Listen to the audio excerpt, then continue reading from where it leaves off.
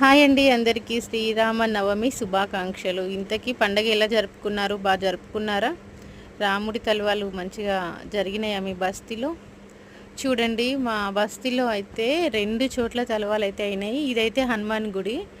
ఇక్కడ ప్రతిసారి పండగలాగా అంటే పండగ కంటే ఇంకా బాగా చేసి ఇలాగా అన్నదానం చేసి చాలా బాగా చేస్తారు. హనుమాన్ గుడి ఒక్కటే ఉంది మా ఏరియాలో మొత్తానికి.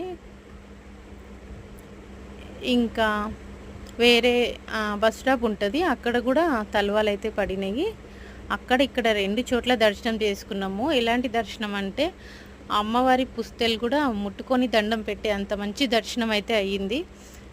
ఇంకా ప్రసాదాలు ఏం చేసుకున్నారు మీరు?